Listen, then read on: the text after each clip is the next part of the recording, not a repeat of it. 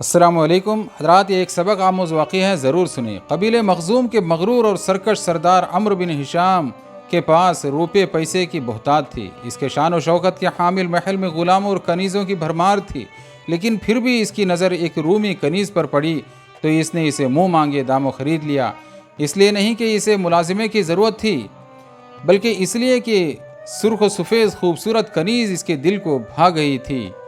زنیرہ کے ذہن میں بھی اپنی جائے پیدائش، اپنی جنم بھومی کا تصور محض ایک بھولے بسرے خواب کا رہ گیا تھا کہ میں کون ہوں؟ کیا میں غلامی کے لیے پیدا ہوئی ہوں؟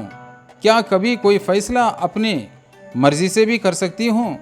اس کا کام تابعداری تھا، اور کام کی نوعیت کا تعین کرنا مالک کا کام تھا۔ اپنی شناخت سے بے شناخت زنیرہ کا سوال کا گاہے بگاہے اسے بے چین کر دیتا، میں کون ہوں، میں کون ہوں؟ لیکن جواب کون دے یہ بھی کوئی نہیں جانتا تھا۔ دن گزرتے چلے گئے، زنیرہ اس غلامانہ زندگی کی عادی ہو چکی تھی۔ اب وہ سوال بھی کبھی کبھار ہی اس کے ذہن میں اٹھتا۔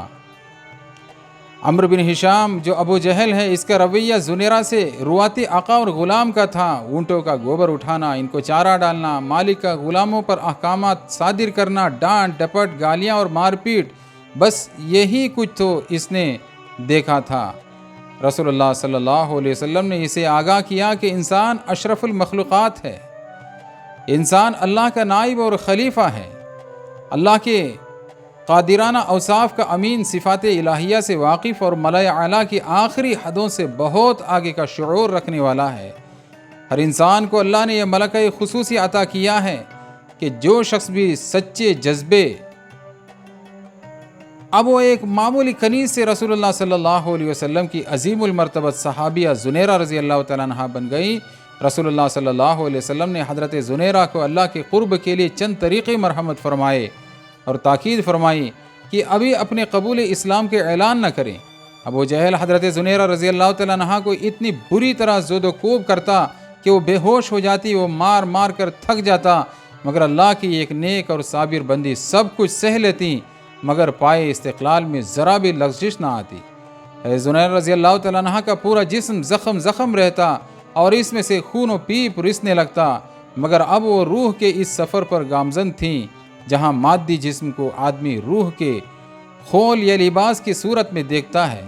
رسول اللہ صلی اللہ علیہ وسلم کو جب حضرت زنیرہ رضی اللہ تعالیٰ عنہ کے اوپر ہونے والے مظالم کی خبر پہنچی تو غمگین ہو جاتے۔ ایک مرتبہ آپ صلی اللہ علیہ وسلم کے اشارے پر ایما پر حضرت ابوبکر صدیق رضی اللہ تعالیٰ عنہ ابو جہل کے پاس گئے تاکہ انہیں خرید کر آزاد کریں، اور اس سے کہا کہ زنیرہ کو فروخت کر دو، مگر وہ ایک کینہ پرور شخص تھا، لہٰذا اس نے حقارت سے انکار کر دیا۔ اس کا ظلم جبر یہاں تک بڑھا کہ حضرت زنیرہ رضی اللہ تعالیٰ عنہ کی بینائی جاتی رہی، انا للہ، اور آنکھیں بے نور ہو گئیں۔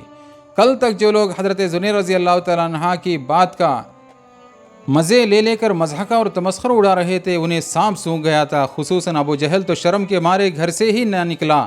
اسی روز حضرت ابوبکر صدیق رضی اللہ تعالیٰ عنہ ابو جہل کے پاس دوبارہ آئے اور کہا کہ اگر تم زنیرہ کو فروخت کر دو تو میں اس کے دگنے دام دوں گا اور تم اس سے زیادہ طاقت اور محنتی کنیز خرید سکو گے۔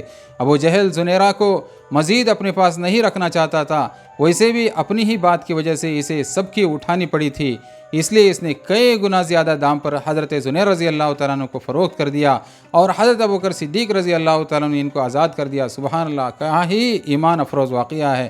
اللہ تعالیٰ ہم سب کو اس سے سبق حاصل کرنا آسان فرمایا، آمین۔